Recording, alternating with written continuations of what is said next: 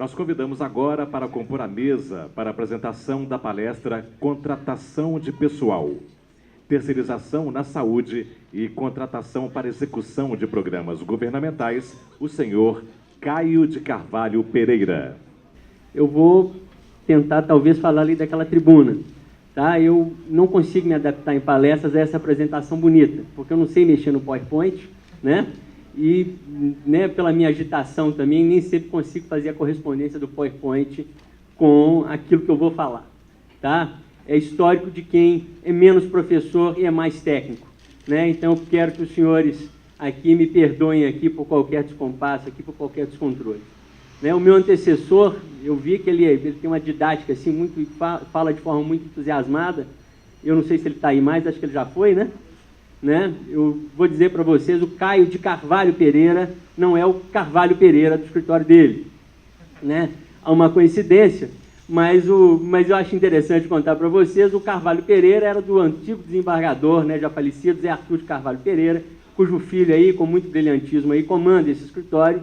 E eu, em 1994 ou 5, quando eu estava para fazer um estágio aqui na DAJ da UFMG, que era uma divisão lá de assistência judiciária, eu vi que um desembargador me arguía assim, com muita boa vontade e me fez perguntas muito fáceis, e era um tema difícil, ele estava castigando todo mundo, e no final ele falou, manda um abraço lá para o seu pai.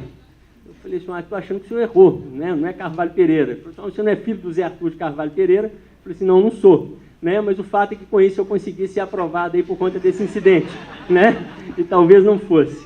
Eu vou, talvez, tentar falar com vocês aqui, daqui mesmo, eu vou ali para a tribuna. Bom, o tema, inicialmente me passaram um tema contratação de pessoal, e na verdade nem contratação de pessoal, terceirização de serviço de saúde.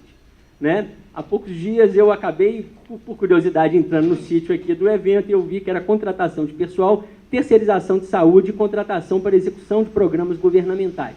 Não mudou muito. Né?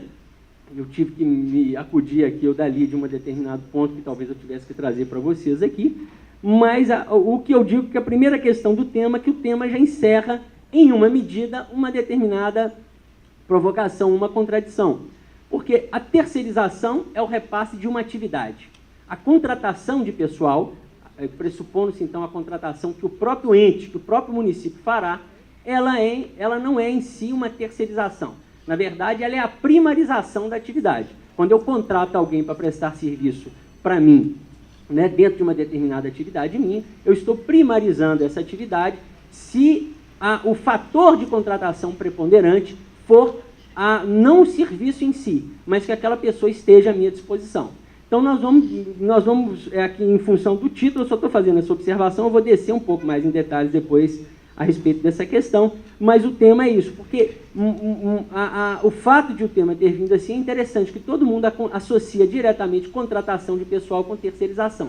É claro que na terceirização, como eu contrato o serviço, eu tenho uma transferência, né, do pessoal, da pessoa natural, né? A pessoa física é uma acepção tributária, a pessoa natural, então a pessoa de carne e osso aqui, que vai estar prestando uma determinada atividade em função de alguém, pode ser até por uma outra pessoa natural ou por uma empresa, e ela vai entregar depois um produto ou um serviço para mim. Né? Isso sim a gente está diante da contratação.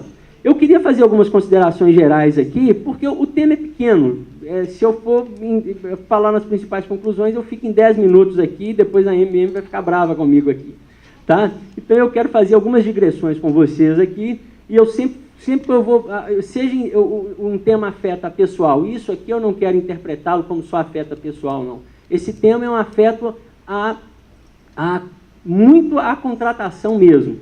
Tanto pessoal quanto, né, tanto a contratação, o recrutamento de pessoas, quanto a aquisição de bens, tudo isso é meio. Meio para quê? Meio para que o Estado possa desincumbir de suas atividades. Né? A ideia de Estado social, né, e aqui eu vou, sem ficar me estendendo muito, toda a palestra alguém vai lá no Estado liberal, no Estado social, e vai evoluindo nas constituições, né, para dizer que antes o Estado não dava nada, e depois ele passou a dar mais alguma coisa, e depois ele foi crescendo, e veio a Constituição de 88, houve uma explosão democrática, e a partir dali, né, o Estado ele teve que desincumbir cada dia de mais coisas. Essa é mais ou menos o discurso, essa é mais ou menos a oração que se diz, e isso traz, de fato, especialmente no município, uma grande necessidade de conscientização. Eu perguntaria a vocês aqui, eu não diria nem antes de 88, no começo de 88, né, 88, 89, qual que era o papel do município? Antes do SUS? Né? Se alguém quiser, nós não vamos fazer propriamente uma interação aqui, né, mas vamos tentar, eu estou fazendo essa pergunta aqui para a gente refletir. O município, ele tinha atribuições, né, basicamente reservadas a alguns exercícios de poder de polícia, né? Eu ouvia falar o que eu aprovava no município? Obra, né? Eu tinha um código de obra, eu tinha um código de postura, eu tinha uma prestação de serviço de saúde, né, que era talvez com um caráter mais assistencialista do que com esse status que ele ganhou aqui. Eu tinha uma prestação de serviço de educação. Alguém lembra mais alguma coisa? Alguém pode me dizer o que mais que o município se desincumbia? Além da manutenção da sua estrutura, né, viária? Se alguém quiser, pode arriscar aí, gente. Alguém arrisca alguma outra atribuição do município? Assistência social. Bom, então, olha para você ver, naquela época, né, a quantidade de dinheiro ela continuou pouca. Ela não aumentou, aumentou numa proporção, mas as atribuições do município hoje, né, elas são muito maiores. O município hoje, ele atua nessas mesmas áreas que eu estou dizendo, mas ele não atua mais com o seu computador 286. Todo mundo quer um super pente, um quadricore. Por quê? Porque nessas mesmas áreas, o nível de atribuições, né, o nível de comodidades, de prestações que o município tem que nos oferecer, ele cresceu demasiadamente. Né? Se o município só ficasse com essas atribuições, algumas atribuições de polícia e a atribuição de prestação de serviço de saúde e educação, eu já podia dizer que o município hoje estaria sufocado, como de fato em algumas situações ele está mesmo. Por quê? Porque essas atribuições, todo mundo, a humanidade caminha, o Estado caminha, as necessidades caminham, o nosso mercado de serviço caminha, e ninguém quer, né, de forma nenhuma, né, ter um status de prestação de serviço no município que não corresponda àquilo, né, que a sociedade e a humanidade pode oferecer. Eu, num determinado congresso uma vez, aquele professor baiano Calmon de Passos, né, era um congresso que o professor Paulo Modesto faz lá na Bahia, ele contava assim com uma certa nostalgia, e eu sensibilizado com ele, ele falou, olha, nos anos 40 não existia SUS, nos anos 40 não existia programa de saúde da família, não existia nada disso, e a minha senhora foi lá, teve o parto, e eu não precisei de ter nenhum tipo de legislação me amparando. E eu fiquei assim, não, mas que homem brilhante, né? Ele, de fato, ele estava assim, ele estava falando com muita convicção isso. Mas eu digo para vocês o seguinte, né? Se eu voltasse aos meus padrões, lá atrás eu não tinha SUS, se eu voltasse aos meus padrões de prestação de serviço daquela época, né, eu tinha um caos total na prestação de serviço de saúde, porque hoje eu tenho procedimentos muito mais complexos, eu tenho doenças novas também, né, eu tenho tratamentos caríssimos, eu tenho medicamentos de custo muito elevado. Então, o nosso Estado, a nossa perspectiva hoje, e essa perspectiva ela também rebate para o município, é que o Estado hoje, esse chamado Estado social, né, Estado social não tem nada a ver com Estado socialista, socialista é a primarização, né, de todos os bens de produção. Né, o capitalismo, o socialismo não se contrapõe ao social nem ao capitalismo. Nós temos um Estado social que significa o seguinte, Estado, cabe a você, Estado, conceder para os seus cidadãos determinadas comodidades. Né? O Estado Social, ou chamado direito de segunda geração, para que ele existe? Né? Para que você possa ter liberdade, né, em igualdade de condições com outra pessoa, para que o pobre possa ser igual ao rico em tentativa de oportunidade. O Estado, então, garante a ele determinadas prestações, né? O Estado da educação, o Estado da saúde, o Estado da moradia, o Estado tem técnicas protetivas de trabalho. Para quê? Ele faz isso para que eu consiga nivelar essa desigualdade e faça com que, então, aqueles direitos, os chamados direitos individuais, os direitos de liberdade, né, os direitos de garantia que eu tenho de devido processo, para que eles possam igualmente chegar e atingir todos os cidadãos. Então, o nosso país, nós somos um Estado democrático de direito, né, e essa palavra ela tem um determinado significado, mas nós somos também um Estado social, ou seja, é obrigação do Estado acudir com determinadas prestações para os seus cidadãos. né? E, ao mesmo tempo, um Estado capitalista, ou seja, a base do nosso desenvolvimento econômico ela tem, né, sua origem na livre iniciativa. Bom, então, eu estava dizendo isso, e a gente vai aqui chegar um pouco na questão melhor do direito à saúde. Eu estava dizendo isso porque, se o Estado ele tem por obrigação conceder determinadas prestações em várias áreas para os cidadãos, e a saúde é uma delas, né? Eu tenho também que a legislação, a nossa Constituição, ela também me impõe, além de a obrigação de oferecer essas comodidades, essas prestações, ela me impõe também o meio, ela me elege o meio de poder fazer, cumprir essa missão. Então, terceirização e pessoal significa, né, a gente tem que tomar isso, são temas, né, que são afetos vamos dizer assim, a recursos humanos, né, dentro da administração, e a contratação dentro da administração são meios, então, de se atingir esses objetivos. E aí vem uma seguinte questão: eu posso prestar a saúde, eu posso terceirizar toda a saúde? Isso vai contra, na visão de vocês, aqui é só uma provocação, se eu terceirizar completamente a prestação de serviço de saúde, isso é antidemocrático? Alguém concorda com isso, gente? Não, né? Mas eu posso fazer isso? Não posso. Né? Quem que está acabando, quem que está pretendendo fazer isso agora, que a gente tem notícia aqui recentemente? O nosso presidente Barack Obama. Olha, na maior democracia do mundo, né, o presidente Barack Obama, né, democrata, né, se contrapõe ao radical movimento dentro do Partido Republicano, lá o Tea Party, por conta da tentativa dele de dar o que não chega nem perto do que é o nosso SUS, de dar um arremedo de proteção à saúde para os cidadãos americanos. E como é que ele vai fazer essa proteção? Alguém já teve curiosidade de ler? Hein? Ele vai obrigar a contratação de planos de saúde pelos cidadãos. Tal qual o Chile, por exemplo, fez uma reforma na sua Previdência, e ele fez a Previdência da seguinte forma: olha, eu não vou ter mais um determinado instituto, uma autarquia aqui dentro para poder gerir a minha Previdência. Eu vou obrigar todo mundo que trabalha a contratar um plano de Previdência. Né? É uma solução que pode atender? Claro que pode. Claro que pode, dentro de um determinado contexto econômico. Se eu tiver todo mundo empregado, isso está certo. É igual na questão do plano de saúde. Se eu não tiver todo mundo empregado, o que vai acontecer? Todo mundo lá da Previdência e da Saúde vai bater a porta aonde? Na assistência. Né? Então o Estado vai ter que ficar dando assistência lá para o indigente, essas pessoas vão acabar sofrendo com isso. No nosso, para não perder o fio da meada aqui, o que eu estava dizendo é que o Estado, então, ele tem que prestar determinados serviços, ele tem que assegurar determinados direitos aos cidadãos, e ele também, no nosso Estado brasileiro, de acordo com o nosso ordenamento jurídico, ele também, em algumas situações, ele tem a obrigação, né, de fazer isso através de determinados meios. Né? E o que é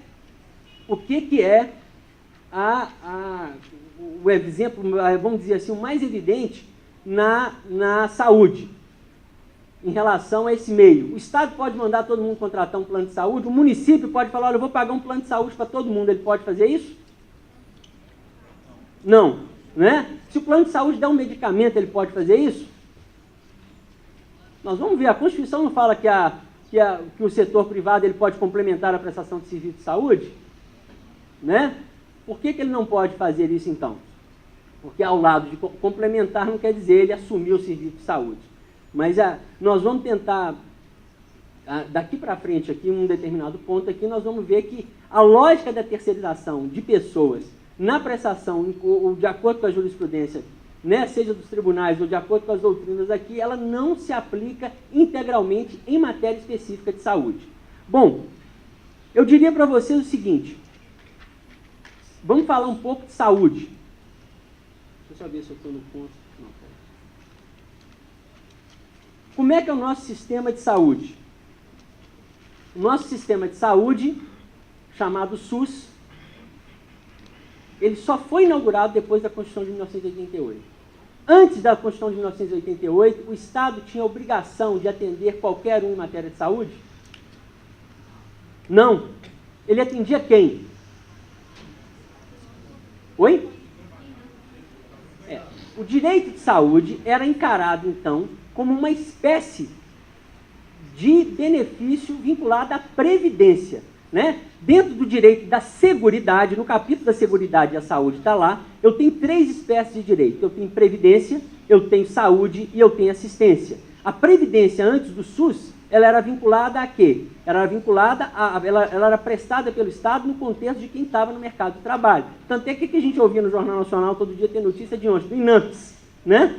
O INAMPS que, né, e depois nós tivemos então o INSS, que é uma autarquia só previdenciária. Então a saúde estava associada à prestação de trabalho e significava o quê? Quem não trabalhava estava à mercê, então, né, desse acolhimento pelo Estado. E numa segunda perspectiva, ao lado o que eu tinha, então, era o mercado de assistência social. O mercado de assistência social, quem estava fora, ele ia ser acudido pelo Estado, que aí sim prestava serviço de saúde, geralmente por força de quem?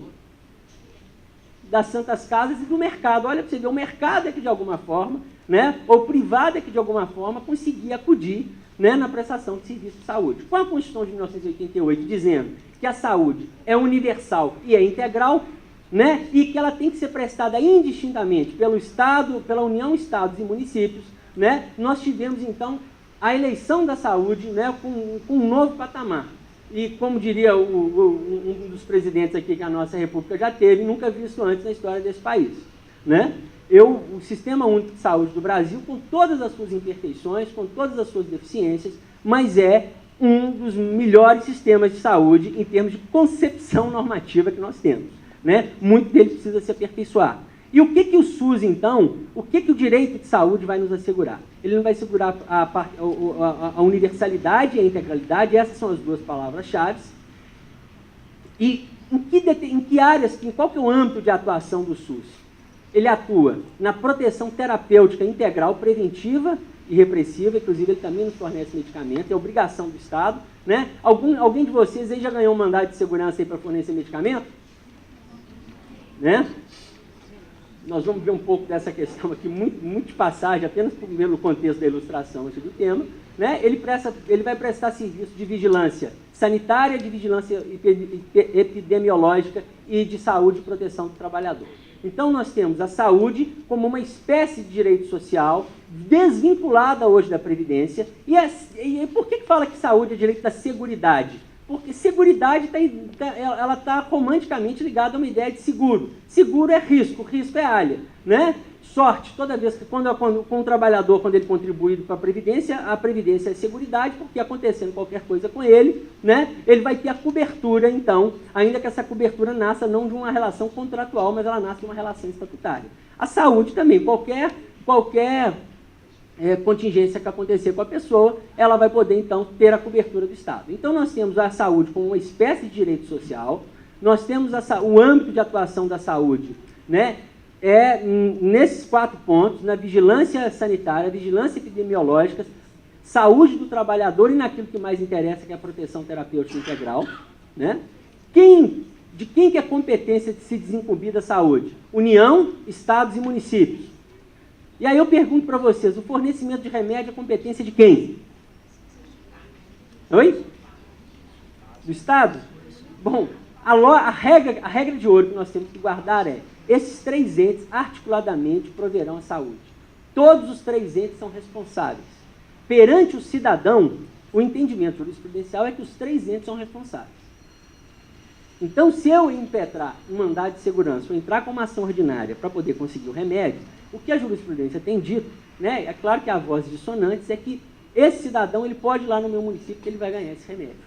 Competência, a obrigação de fornecimento é de todos. Agora, internamente, a competência, né, de medicamentos de alto custo, ela seria do Estado, né, e outros mais complexos ainda da União. Mas aí o que gerará a decisão nesse mandado de segurança contra o município? Gerará a obrigação do Estado de ressarcir o município na hora dele fazer as compensações. Então, não confundamos a distribuição interna de serviços existentes no âmbito do SUS, né, que vai obedecer a uma escala, né, de hierarquia e de complexidade, né, com a obrigação de esses entes, dos 3 entes, inclusive do município, fazer as prestações de saúde. Então, vamos lá. A questão do financiamento de saúde. O financiamento da saúde, em nível constitucional, eu não tenho um fundo de saúde, o fundo de saúde ele é infraconstitucional. Você sabe o que é fundo, gente? Quem que me conceitua um fundo? Oi? O fundo, na verdade, eu chamaria do fundo de um rouba-receita. Né? O fundo é um avacalho orçamento, vamos dizer assim, para o bem. O fundo eu faço um apartamento, né? No sentido de apartar, de separar. Eu vinculo determinadas receitas, eu vinculo determinadas receitas para determinadas despesas. Então, o município pode estar milionário lá com muito dinheiro em caixa, né? Ele pode estar estourando de dinheiro, mas ele às vezes não vai poder gastar porque a origem desse recurso foram de receitas que estavam constitucionalmente ou estavam legalmente previstas para a formação de um fundo. Então eu tenho um Fundo Nacional de Saúde, eu tenho um sistema nas 3 esferas de governo em que eu tenho fundo em escala municipal, em escala estadual, em escala federal, e de acordo com a política que foi deliberada pelas instâncias complexas lá, pelos conselhos e que for aprovada, né, eu vou ter o repasse de recursos de um ente para outro para poder concretizar a política do SUS. Tá? Os números, eu não trouxe as estatísticas aqui, mas os números do SUS realmente são impressionantes. Né?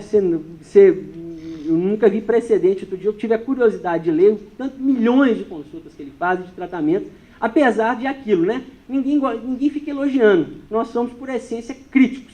E, de fato, temos que criticar, temos que cobrar para que ele se aprimore. Bom, eu pus a letra muito pequena aqui, meu astigmatismo aqui me faz ter que curvar um pouco mais. Vamos lá. Isso aqui eu queria só ler para vocês, eu vou ler muito rápido. Quantos programas, né? O que é um programa, o que é um plano? Né?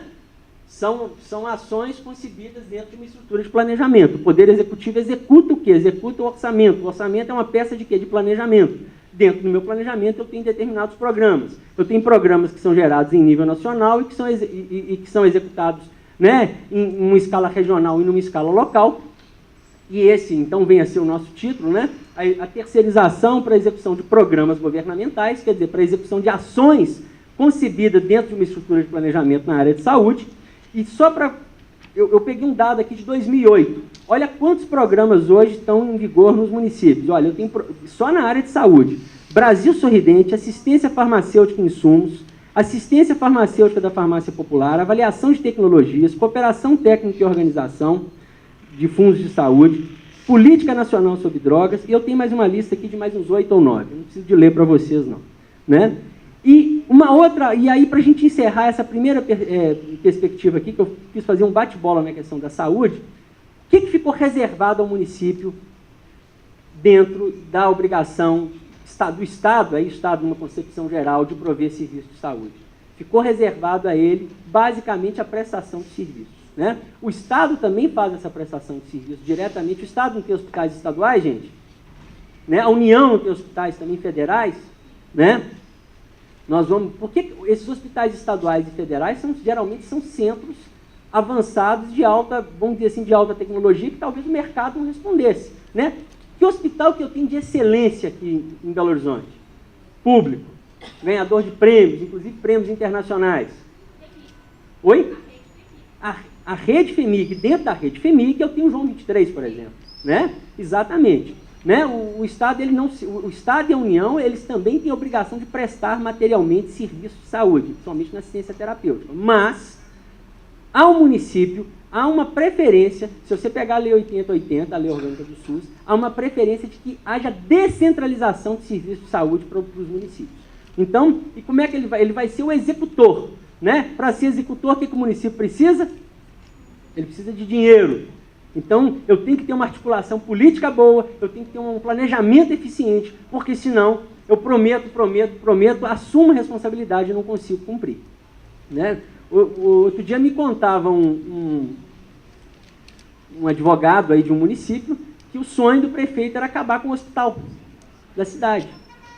Porque ele queria virar posto de saúde. Ele falou que se ele virar posto de saúde, ele nunca mais vai ganhar a eleição. Por que ele queria virar posto de saúde? Porque ele falou que, como hospital, ele se custa muito caro. né? E toda hora ele está sendo levado a quê? Ele está sendo levado a fazer um complemento. Quer dizer, eu tiro dinheiro meu do orçamento, claro que vai para a saúde, mas dinheiro que eu não tenho, né? Para poder toda hora pagar determinados procedimentos. Ele falou, olha, se eu pudesse receber um posto, se eu pudesse acabar, isso aqui virava posto de saúde, porque dentro da burocracia, né, para o transporte de pacientes ou para transferência de pacientes, aquilo ali ficaria para ele muito mais barato, mas ele, felizmente ou infelizmente, né, ele tem essa unidade lá e ele não pode fazer isso. Bom, eu acho que eu já fiz uma digressão sobre a questão da saúde, e agora vamos, então, às formas, né, de prover o serviço de saúde. Né? Se o serviço de saúde, a Constituição diz aqui no seu artigo, se eu conseguir ler, no seu artigo 198, que o serviço... Só estou pregando a literalidade. Ela diz que o serviço de saúde ele será complementado, o serviço de saúde, eu já disse isso aqui, ele será complementado pela iniciativa privada. E mesma redação eu tenho na Lei Orgânica do SUS. Bom, se ele vai ser complementado, o que isso induz a ideia? Eu posso, qual que é a conclusão, quais são as cogitações que eu vou ter a partir daí? Eu já cheguei à conclusão aqui, né, a gente já refletiu que eu não posso primarizar, quer dizer, eu não posso terceirizar integralmente a saúde. Eu não posso contratar um plano de saúde para os meus cidadãos, uma cidadezinha muito pequena, e fazer isso. Eu tenho que ter estrutura. Como é que eu provejo estrutura de pessoal em um município para um serviço que eu esteja executando? Regra básica, artigo 37, inciso 2, concurso público. Né? Bom, e se eu fizer concurso público, significa que eu não posso, né, uma ideia aí, vamos chegar lá na questão do Decreto-Lei 200, eu não posso ter mais nenhum tipo de pessoa natural dentro da minha estrutura de saúde? Posso ou não? Não é terceirizado. Além de servidores, né, gente aqui de carne e osso, né, eu posso conceber, nós vamos chegar na terceirização, eu tenho que pelo menos, eu espero que eu entregue a encomenda que me foi pedida aqui para vocês, tá? Então, eu estou fazendo só essa conscientização aqui, eu fazendo esse nivelamento aqui, para a gente poder chegar, enfim, naquilo que eu acho que é o ponto mais importante da reflexão, pelo menos que é o jeito de eu pensar aqui na questão da terceirização de saúde. Né? Eu provejo as necessidades básicas de recursos humanos dentro nas áreas de prestação de serviço público de saúde, mediante a contratação, mediante a admissão de servidores públicos, né? Em regra pelo regime estatutário. Tá? Por exceção, houve uma evolução jurisprudencial, legal, né?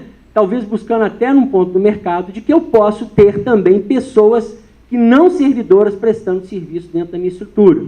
Né? Mas que tipo de serviço que elas podem prestar? Atividade meio. Muito bem, você deu assim a chave da questão que vale para quase tudo. Agora, me reserva só essa parte aqui, eu queria fazer uma outra indagação. Todos os serviços públicos, eles têm que ser prestados pelo Estado? Por meio de estrutura própria, em que o servidor presta atividade fim e o outro presta atividade meio? Não. Por exemplo, fala, oi? Não, por delegação aí é a forma de fazer o trespasso, mas eu posso. A delegação, o contrato, a PPP, nós vamos falar muito rapidinho desses institutos aqui, são meios, são instrumentos para que eu possa ter o particular ali me auxiliando, colaborando comigo, ou seja, são meios para eu atingir a terceirização.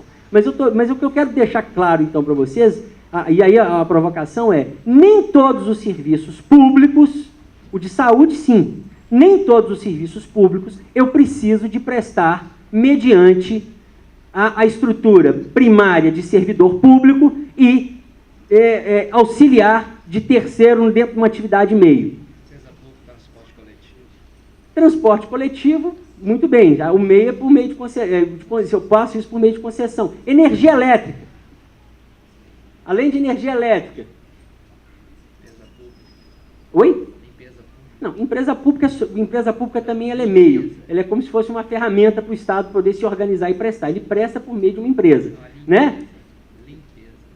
Limpeza. Limpeza é um serviço de atividade meio, mas não é um serviço público. Né? Vamos voltar àquela história, né? Aquele mantra do começo. O Estado, ele não tem, ele é obrigado, o Estado social, o Estado tem a obrigação de entregar determinadas comodidades para os seus cidadãos. Né? Ele faz isso se organizando. Em alguns casos, isso é que eu quero chegar, esse é que é o ponto de reflexão.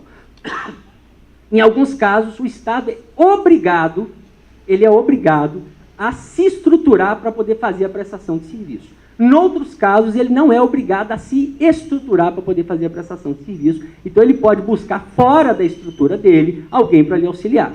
Né? Em determinados serviços, como eu tive um caso interessante aqui, vocês lembram da greve da educação que teve aqui ano passado, retrasado? Deve ter uns 2 anos. O Estado, ele pagou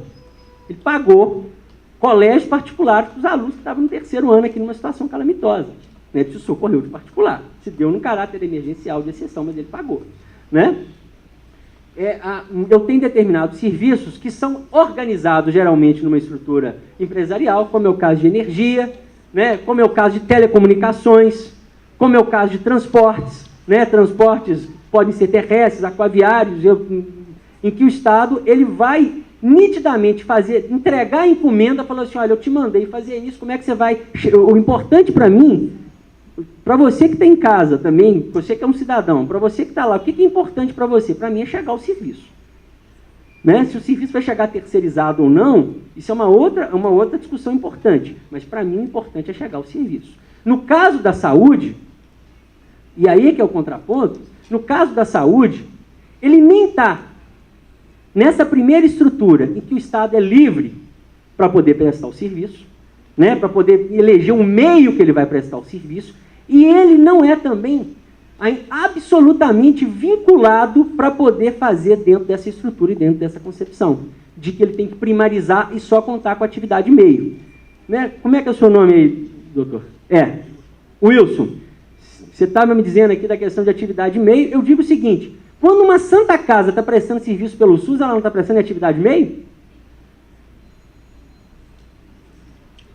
Né? Quando um determinado laboratório que foi credenciado, né, pelo SUS, ele está prestando atividade meio? É claro que é fim.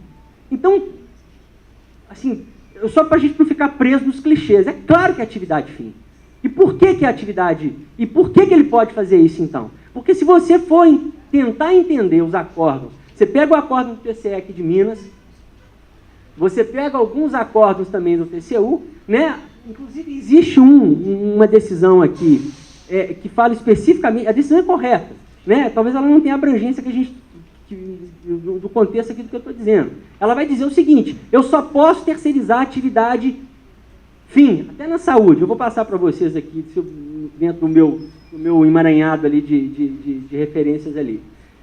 Eu só posso terceirizar a atividade fim. Atividade meio na saúde, eu só posso a decisão fala isso, eu só posso terceirizar em caráter excepcional. A atividade fim na saúde só em caráter excepcional até que eu faça um determinado concurso público. Mas então, eu diria para vocês, então, e as Santa Casas? E os hospitais beneficentes, e as fundações filantrópicas que estão espalhadas no município, para todos os mundo, e os laboratórios? Se isso for atividade meio, isso não é atividade meio, isso é atividade fim da saúde, assistência terapêutica, inclusive farmacológica integral. Né? Então, no serviço de saúde, ele tem uma característica especial, e é por isso que abre essas frestas todas aí para que nós, de questionamentos, né? Quando você tem aquele sistema de transferência para o CIP, para a OS, né? Ele tem vamos dizer, ele tem uma brecha na concepção constitucional, é que o serviço de saúde ele pode contar com a iniciativa privada para complementá-lo na atividade fim. Então, a gente tem o mantra, olha, atividade fim, atividade meio, o que é atividade fim, o que é atividade meio, ele, né, no caso da saúde, eu tenho, vamos dizer assim, eu tenho uma pimenta no meio, quer dizer, olha, eu posso complementar na Constituição, me autoriza dentro da atividade fim. E aí vem, como é que eu posso fazer isso? Porque se eu for pegar, se eu for partir de uma concepção muito primária, né, muito básica, eu digo assim, olha, como não tá, a legislação não está me dizendo em que situações que eu tenho que complementar, em que hipóteses que eu posso complementar, então eu vou complementar tudo. Eu vou pegar os meus hospitais aqui, vou fazer um contrato de gestão, vou fazer um convênio, vou fazer uma um termo de parceria, né, que são nomes de instrumentos legais que nasceram também, né, em funções de legislações novas que ampliaram o meu poder de negociação e de contratação, né, eu vou fazer isso e vou transferir todas essas minhas unidades. Eu passo para ele, olha, você contrata para mim, você contrata, você presta o serviço e você depois só me dá o resultado. Bom, isso aí está muito fácil, Caio, porque isso aí não é complementar. Aí ele está assumindo tudo. Bom, então se isso não é complementar, e se eu eventualmente, eu tenho 4 hospitais, eu pego um hospital dentro da minha estrutura e transfiro esse hospital? Eu já participei de ajuste dessa natureza. Né? Se eu pego um hospital, e um hospital que está ali meio capenga, numa unidade meio deficiente, e chega uma determinada fundação lá, vinculada a uma Santa Casa qualquer aí, né, e diz que vai assumir aquele hospital para mim, eu passo os recursos, vem a verba carimbada, eu repasso para ele e cobro daquilo. Ele pode fazer isso? Isso é atividade meio? Isso é atividade meio, não. Isso é complementação só que ele está fazendo e ele pode assumir isso? Bom, aí a gente chega a seguinte conclusão, a seguinte indagação, vamos dizer assim, antes da conclusão, naturalmente. Ele vai poder fazer isso. Primeiro, complementar não é primário. Complementar não é assumir a integralidade do serviço. Segundo, complementar, dentro dessa perspectiva, não é assumir estruturas internas que já estejam criadas dentro do município para prestação de serviço, para a gente obedecer, inclusive, a jurisprudência do tribunal. O que eu estou querendo dizer? Que frase cabeluda é essa? Eu estou querendo dizer que, se eu já tenho dentro da minha estrutura uma determinada unidade vinculada e afetada para a prestação de serviços públicos, onde nela eu tenho servidores, a não ser que eu acabe com essa entidade, como uma entidade, simplesmente eu desestatizo essa entidade, né? E a não ser que eu extinga determinados cargos, eu não posso transportar a integralidade, que não é só da gestão, da assunção dessa responsabilidade com o privado. E eu tenho, então, muitas ações que vão discutir isso. Esse caso, que tem acontecido com frequências em vários estados, sobre vamos dizer assim, sobre esse argumento do terceiro setor, da agilização, do melhor relacionamento com o privado, é o de que eu, por um instrumento qualquer, seja convênio, seja termo de parceria, seja um contrato de gestão, talvez entre órgãos, eu repasso a gestão daquela unidade, aquela unidade que já está criada, que já está dentro da estrutura para um particular. Por quê? Porque ali significou que o Estado, se ele por lei ele criou aquela unidade, se ele prestou aquele serviço, se ele por lei criou aquela unidade, se ele estruturou aquela unidade, ele tem cargos ali, significa que ele entende razoável continuar na prestação daquele serviço. Então, nessa hipótese, eu não posso. Falou, olha, mas se eu não posso fazer isso, então em que situações que eu posso transportar essa prestação de serviço fim da saúde para um determinado ente particular? Eu posso naquilo que era uma atitude muito antiga, assim, essa roupagem tão chique, né, que é de termo de parceria, que é de contrato de gestão e que é até de convênio. Eu faço o quê? Eu subvenciono. Não é isso? Antigamente a gente não fazia isso, a gente não aprovava, passava uma subvenção. Hoje a subvenção ela vem com creme de chantilly, né? Ela vem mais chique porque o Estado não quer só passar a subvenção. Ele faz, então, termos de parceria, ele faz convênios, né, dentro de um pressuposto colaborativo, ou ele até faz diferente. Ele simplesmente contrata. No artigo da Constituição ali, que eu não achei no artigo constitucional, que eu não identifiquei ali nas minhas referências ali, o que ela fala? Eu posso complementar a atividade privada por meio de convênio ou contrato. Bom, quando que eu faço... Não quero explicar a diferença de convênio para contrato, né? Isso aí todo mundo já sabe. Né? Mas quando que eu faço um e quando que eu faço outro? Dentro da saúde. Em regra, quando eu contrato uma instituição privada para me complementar, eu faço o que com ela? Eu faço contrato. Por quê? Eu falo com ela, olha, eu tenho uma tabela aqui do SUS, se você quiser aderir a ela, e porque você é a única na cidade, porque eu tenho que ter a referência sua aqui dentro, eu vou fazer um contrato pelas regras da legislação nacional né, de contratação, e aí vamos ver aqui a Lei 8666 para você prestar determinado serviço para mim. Eu faço o contrato e pago ela no final do mês. Estou cansado de ver município que faz convênio, às vezes, com a Santa Casa pagando pelo SUS. Isso não é convênio. Né? Ela está lá, ela atende também pelo plano de saúde dela dentro daquele município, ela vai lá e ela vai prestar, olha, o meu espectro de atuação com você vai ser esse. Se você sair daqui, você vai ter que pagar dentro da minha tabela. Alguém já teve que complementar pagamento de serviço de saúde em uma instituição para um usuário de saúde, gente? Vocês já escutaram isso? Né? Eu tenho que ir para um hospital correndo para poder prestar um atendimento, mas aquele hospital, eventualmente, ele não está conveniado, ele está conveniado só numa determinada... Oi? O próprio hospital conveniado da Santa Casa, na negociação com o município, exige que se pague a tabela SUS mais um complemento. Existe essa possibilidade também. Não, exatamente. Ou seja, eu estou ali em condições negociais. A Santa Casa ela é filantrópica, né? Ela quer realmente... Ela não tem lucro no sentido de distribuição para sócio, né? Ela reinveste, mas ela trabalha de uma forma empresarial. Então, a forma de um município se socorrer, ele tem que ter, alguma estrutura ele tem que ter.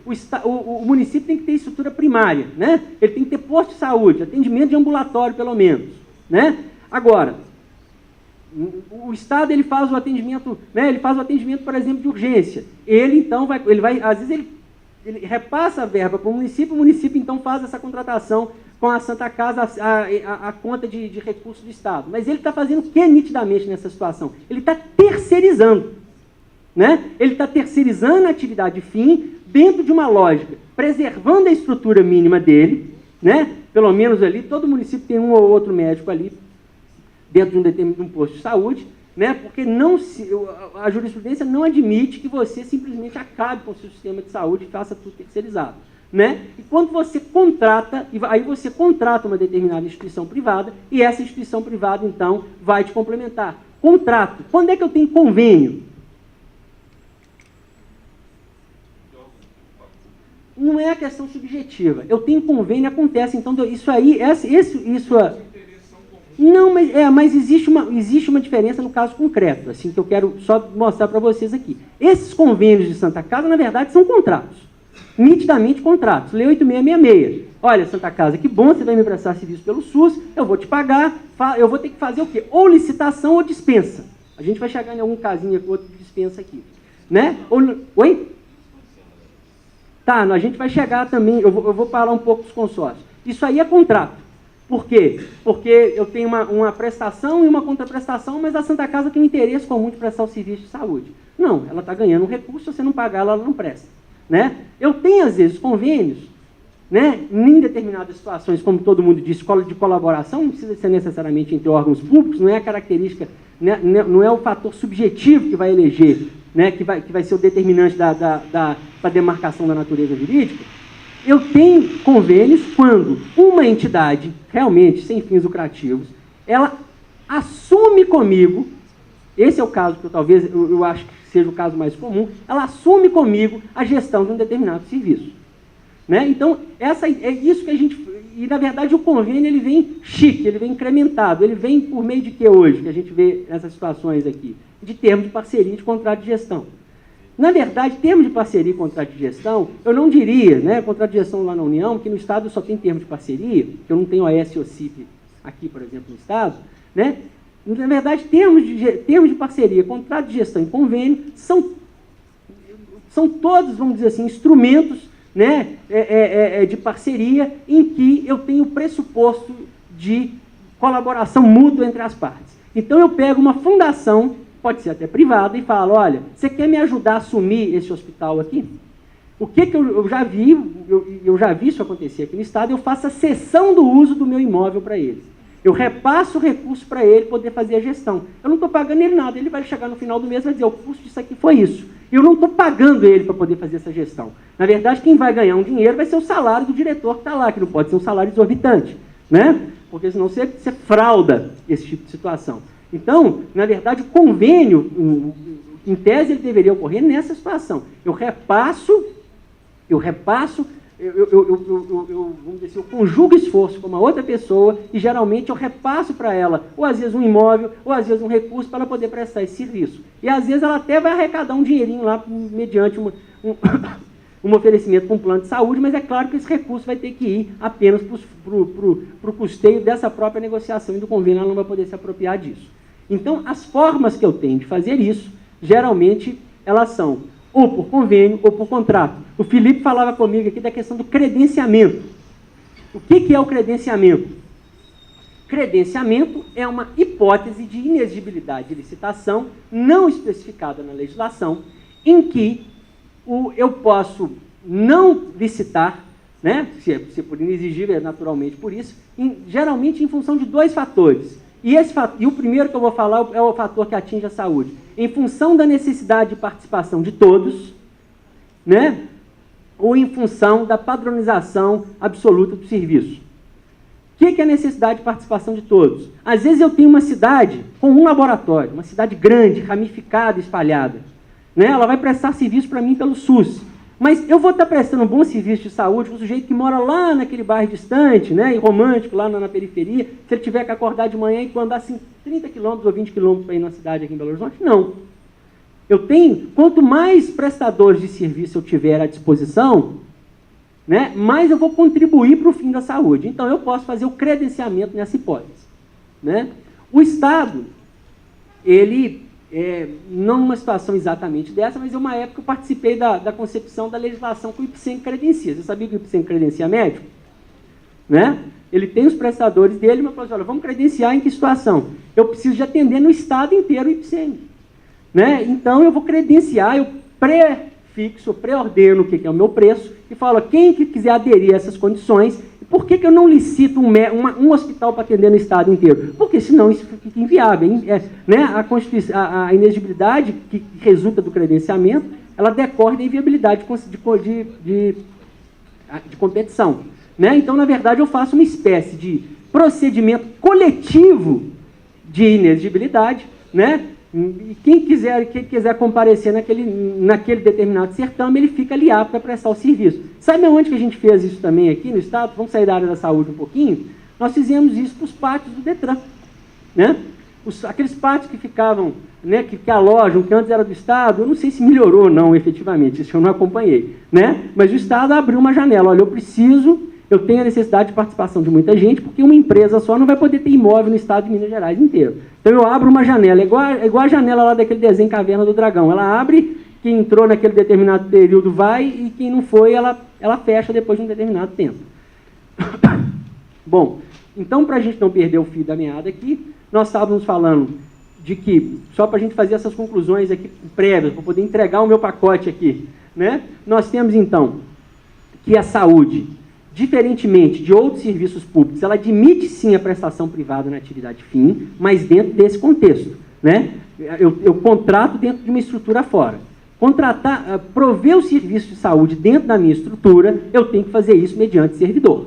Né? Porque tem lugar aí que o sujeito simplesmente acabou com as unidades todas. Ele conveniou ou ele contratou e simplesmente, olha, eu não vou prestar mais serviço. Bom, os programas, mas aí vamos separar, então, estrutura de programa. O que é programa? Né? Programa, essa concepção aí orçamentária. Os programas são conjunto de ações que têm que ser executadas. São conjunto de ações que têm que ser executadas, né, para o cumprimento da obrigação de prestação de serviço de saúde dentro de uma concepção de planejamento. Né? Então, os programas, eles nascem dentro do planejamento da política de saúde, que vai ser formada a partir do município, do Estado e pela União, né? E para cumprir um determinado programa, na verdade, na prática, os municípios são grandes executores dos programas federais. Né? O programa de saúde da família, esse programa tem uma questão intrincada nele, né? No que diz respeito à contratação. Eu concebo um determinado programa e falo, ó, esse programa visa atingir isso, essa determinada ação visa atingir esse seguinte resultado. Para isso, nós vamos disponibilizar recursos de tanto. Quem será o executor? Vai ser o Estado, ou vai ser o município, ou vai ser a União, Estado e município. Mas vamos dizer que a preferência é pelo município, por conta da concepção de que o município, a descentralização tem que ocorrer efetivamente por ele. E aí o município vem, recebe aquele recurso, e aí ele fica naquele dilema. Né? Olha, esse programa, e se ele acabar? E eu primarizar aqui dentro da minha estrutura? Todo mundo já teve esse dilema. Né? Quem advoga para o município, ele vai dizer, olha, e se esse programa acabar? Bom, no caso do programa de saúde da família, o que a emenda 51 fez? Ela permitiu Ela permitiu até que eu terceirizasse. Mas a Lei 11.350 diz que não. Eu tenho que fazer um vínculo direto com eles. Mesmo que o vínculo seja pela CLT, como ela de alguma forma, né, concebe, isso não é terceirização. Isso eu estou primarizando o sujeito lá dentro. Terceirização é se eu contratasse alguém. Falar, a terceirização só pode ser com pessoa jurídica? Não necessariamente. Pode até ser uma pessoa, pode ser uma pessoa natural que vai ser um recrutador, uma pessoa física que vai ser um recrutador. O programa, mas no caso específico do programa de saúde da família, há uma obrigação constitucional legal de terceirizar, de fazer a assunção do vínculo de forma direta. Então assim, o programa, dentro aí da concepção do título, olha, terceirização na execução de programas governamentais. O Estado, quando ele estiver executando uma ação de saúde, aí, se está em coerência com o que eu falei, dentro da sua estrutura, ele é obrigado a primarizar esse serviço, pelo menos no programa de saúde da família, ele é obrigado a fazer, os agentes que vão trabalhar lá, eles têm que fazer isso por vínculo direto. Há uma jurisprudência do TJ do Rio Grande do Sul que diz não. Olha, não pode ser nem pela CLT, não. O agente de saúde tem que ser um sujeito com todas as garantias. Ele tem que ser servidor público efetivo. Quer dizer, eu chego em exageros em função disso. Mas de fato, a pergunta é, sendo por essência, um programa que não nasce no município, né? Sendo algo com princípio, meio e fim, eu preciso de ter aquela pessoa primarizada, não, com exceção do caso do Bolsa Família, em princípio não. Mas eu observo que recentemente, me parece uma decisão mesmo do STF, naquele CRAS é de assistência social, né? Ele falou, não, aquele pessoal do CRAS não adianta ficar com essa desculpa de que aquilo ali é ação temporária, não, que aquilo já está internalizado. Então isso vai depender de determinados juízos, né? Não foi por outra razão que o programa de saúde da família que eu tive a emenda 51, porque aquela situação de injustiça, aquilo ganha ou perde a eleição em determinada época mesmo, né? A regra é, para esses programas temporários, em tese, se eu não tiver restrição, e com base no dispositivo, no artigo 198, né? E com base no artigo 4º lá da Lei 8080, eu posso terceirizar sim, né? Eu posso contratar alguém para poder fazer a execução. Isso isso que talvez seja um ponto também, outro ponto muito interessante, o que eu digo, o que eu acho que a gente tem que refletir aqui, por isso que esse encontro não é para ficar transferindo só conteúdo para vocês. Eu estou tentando transferir conteúdo, mas estou tentando também a gente exercer um raciocínio lógico para pensar a questão da saúde, né? Embora a gente as ações do MP estejam sangrando, então mesmo, e às vezes eles estão certos mesmo em determinadas posturas, né? Às vezes, por um ponto de vista pessoal, eu acho que não, mas às vezes sim, né? O importante é a gente ver o seguinte: a ideia, porque até agora eu falei, mas eu não falei o que eu acho que seria complementar o serviço de saúde. Eu acho que complementar não é um juízo de que eu não tenho condições materiais de criar aquele serviço dentro do município. Que condição material? Basta eu fazer a lei, basta eu pôr um orçamento, eu crio um hospital dentro do município, né? Eu acho que nós temos que, principalmente, fazer um juízo também constitucional na principiologia e do direito administrativo e verificar que complementar serve também para me acudir com aqueles serviços que, mesmo eu tendo condições materiais de criar, eles não são, do ponto de vista jurídico, viáveis, porque eles são antieconômicos, né? Porque eles não são razoáveis. Se eu já tenho um mercado ali, se eu já tenho uma Santa Casa dentro do município, se eu for criar uma estrutura de hospital, né? Você tem uma piada que saiu recentemente do Contraponto lá da Folha de São Paulo, do ministro chegando para o prefeito, olha, me ajuda a fazer o hospital. Ele falou, não, eu construí o hospital com recurso todo meu, seu. Eu só vou pedir para você manter o hospital, né? E o prefeito falou assim, se você mantiver 6 meses esse hospital aqui, tá bom, né? Ou seja, e aí a perspectiva nossa é que complementar não é atuar só quando o município não tiver condições, vamos dizer assim, materiais de poder conceber uma determinada unidade, mas sim quando em função do contexto. Então tem que olhar o contexto econômico do município, a localização, a região, que tipo de serviço que eu tenho, e eu acho que são essas situações concretas, né, para a gente não chegar numa tese aqui de que nunca eu posso terceirizar, e para não chegar numa tese de que eu possa terceirizar tudo, eu tenho a forma que eu entendo mais razoável é de que nós tenhamos que, analisando o meu contexto, verificar se ali é possível haver uma atuação do Estado melhor ou mais barata, mas não havendo, eu então recorro ao mercado. Alguém me perguntou sobre consórcio, né? O que o consórcio é? O consórcio é, por essência, não é falar que o consórcio é uma pessoa jurídica de direito público ou privado, não. O consórcio, por essência, é um meio de organização para prestação de serviço, né? Eu tenho um determinado centro, um determinado lugar, eu não tenho condição de fazer um atendimento ambulatorial de psiquiatria, de neurologia, né? Ou de um otorrino ali, dentro de uma região, né, com muitos municípios. O que eu faço? Eu transfiro, então, recursos para uma outra entidade para poder prestar serviço. Agora, na concepção, assim, ou seja, o consórcio é em si um instrumento de organização, mas na perspectiva de terceirização, ser um serviço terceirizado, não é propriamente uma terceirização materialmente falando, mas juridicamente falando, porque o consórcio vai ter que observar as normas todas de direito público, né, inclusive para admissão, ele acaba que ele não entra nessa faca, né, tão severa aí que a gente, então, vai restringir a atuação do mercado. Ou seja, sem o mercado, gente, eu digo o seguinte, não existe, eu penso, né, talvez eu esteja dizendo assim sem tanta autoridade de causa, porque isso aqui é mais um palpite, não existirá prestação de serviço de saúde no interior de Minas se não for o mercado, se não for o privado. Eu não estou dizendo do mercado lucrativo, não. O mercado lucrativo, o que a Lei 8080 fala? Né? Um hospital que só quer que tenha por fim, que seja de um empreendedor, ele não pode receber recursos do SUS, né? Por conta do SUS. Então, a terceirização na saúde, ela tem que ser pensada dentro dessas circunstâncias.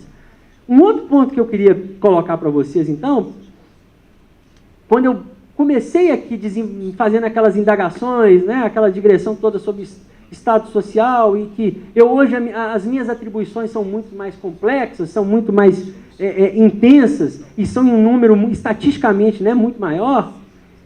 Se lá atrás, nesse município velho, o que eu tinha para contratar? Eu tinha Lei 8666, né, para poder admitir gente. Eu tinha, além do concurso público, quando eu primarizo, eu tinha Lei 8666 para fazer minha terceirização. Eu tinha a concessão, né, naqueles serviços que são objeto de concessão. Eu tinha, além disso, eu tinha os convênios. Ou seja, lá atrás, essa comparação aqui ela não tem nada a ver, porque ela é meio perversa, mas é só porque me ocorreu aqui agora. Lá atrás, se eu tinha que combater o bandido que andava com faca, com revólver 38, hoje ele está de AK-47, né? Hoje ele está armado. Então o Estado ele tem que vir também, igualmente, armado para poder combater ele. Então eu também preciso, mais do que se pensar em terceirizar, e como eu posso terceirizar, eu preciso que o direito e o mercado também, o mercado era um mercado tímido, o mercado não fazia nada. O Estado tinha que ter até fábrica de carteiro, porque como o Estado não tinha gente no mercado para poder fazer, né? Então, eu tive também um avanço na prestação de serviço no mercado, e isso trouxe um avanço também na legislação que me permite contratar. Então, terceirização, é possível você fazer ela de forma muito mais eficiente hoje, por conta dos instrumentos que eu tenho em mãos. Instrumentos que são perigosos, né? É aquela história do desenho animado. Se eu usar os poderes do super-homem para o mal, né, a humanidade toda vai morrer, né? Então, são instrumentos, né? Quando eu digo desses instrumentos, para que eu incremente a minha prestação de saúde, eu estou falando, por exemplo, de PPP. Né? Se tem município fazendo PPP, ainda não vi propriamente a concepção, né, de como é que é o desenho que ele está lá. Mas a PPP é ótimo, pode ser que ótimo numa determinada situação de um município, numa determinada região. E pode ser um desastre. Pode ser a vinculação de receita, né, eternamente, eu vou perder a eleição para o resto da vida porque me comprometeram com essa PPP muito mal concebida, muito mal formulada e que, na verdade, não tem distribuição de risco nenhum. Então, olha o perigo. É um instrumento ótimo, excelente, porque ele pode me permitir, né, fórmulas incríveis de acompanhamento, de vinculação a pagamento com mérito. Quer dizer, o céu talvez seja o limite aí, mas ele é um instrumento perigoso, ele tem que ser analisado assim com muita parcimônia. Economia é a regra no caso da PPP. Tá? Vocês já ouviram falar do regime diferencial de contratação, né? Que ainda está em vigor para determinadas hipóteses ainda restritas. E que aquilo ali, na verdade, o regime, o RDC, seria a soma da incorporação de jurisprudência que já está acatada dentro em matéria de licitação, naquilo que se estica na Lei 8666, e ela tem, eventualmente, ali alguns institutos novos, com uma contratação integrada, entre outras coisas. Tá? O que a gente pode dizer? A legislação de contratação também ela vai evoluir, e no caso da saúde, o que é importante? Eu vou poder falar, olha, pagamento se eu tiver qualidade. Aqui, na programação interna do Estado, aqui o IPSENG, eu lembro que isso me impressionou na época, eu fiquei 7 anos à frente do jurídico da Secretaria de Planejamento. O IPSENG, numa reunião que a gente faz por mês lá com todos os gestores da área de planejamento, e vem alguém representando o IPSENG, ele tem índice lá para medir escara. né? O sujeito não fica lá no paciente para saber se o número de feridas diminuiu, né? Isso é planejamento. Eu posso transportar isso para o meu contratado também, para o meu contraente. Olha, eu vou fazer se você conseguir esse nível, se você não tiver infecção hospitalar, se você não tiver isso, eu vou te pagar mais, eu vou te pagar melhor, eu vou te pagar de forma diferenciada, né? Então, novos tempos, novos instrumentos, né? Em novos tempos, novos instrumentos, a gente tem que utilizar desses instrumentos dentro dessa perspectiva. Como é que eu estou no tempo aí? Já está estourado? Então eu vou acabar. Eu não tenho a menor noção do tempo, não sabia se eu tinha falado 40, meia hora. Mas vamos lá. Então, tinha um tópico antes de concluir aqui, mas eu vou só falar um pouco. Essa palavra terceirização, ela então, o que ela significa? Terceirização é o repasse, né? A origem dela, né? Eles chamam outsourcing, né? A terceirização é o repasse de uma determinada atividade, né? Empresarial, né? De uma determinada atividade que é de um determinado serviço que é prestado no âmbito empresarial para alguém para fora da estrutura daquela empresa. Eu estou só querendo dizer isso, esse conceito aqui a destempo nessa altura, para dizer que é o seguinte, que essa palavra terceirização, ela vem, então, dentro de uma estrutura de empresa. Essa concepção de atividade fim e atividade meio é dentro do mercado, esse mantra que é atividade fim e atividade meio, para que a gente não fique escravo disso. E por quê? Por que eles falam lá que eu não posso terceirizar a atividade meio na empresa, a fim da empresa? Porque se eu terceirizar a atividade fim da empresa, a empresa perde o quê? Ela perde o controle, ela não vai conseguir produzir mais nada. Então, muito antes de ser uma proibição jurídica, isso, na verdade, é uma concepção econômica, de gestão. Eu não terceirizo a atividade fim, porque terceirizar a atividade fim, eu vou ter perda, né, de eficiência, de produtividade, eu vou perder o controle daquilo que eu sei fazer, né? E a atividade meio, e hoje o conceito de atividade meio e atividade fim, ele tem evoluído, e isso também se aplica ao serviço público de saúde, ele tem evoluído para uma concepção de especialização. Eu tenho, às vezes, dentro do meu município, eu preciso lá ter uma empresa lá que tem uma máquina de radiologia muito bom, né? Dentro da minha unidade, eu contrato um serviço de radiologia ali, ao invés de contratar com aquela máquina obsoleta, ou seja, terceirizar ali ficou muito mais viável, tá? Então, bom, pessoal, nessa desorganização de ideias aqui, eu acho que eu já vou me encerrando e despedindo aqui de vocês, tá? Eu vou tentar ser um pouco mais organizado, para que se um dia eu encontrá-los de novo, eu possa trazer uma apresentação tão bonita, tá? Igual a do meu Carvalho Pereira aqui, do meu antecessor aqui, e estou à disposição de todos aí, se quiserem fazer contato comigo. Eu vou deixar aqui com o nosso orador aqui, para que ele passe aí para vocês meu e-mail, tá? Se eventualmente precisarem de mim. Tá bom? Muito obrigado.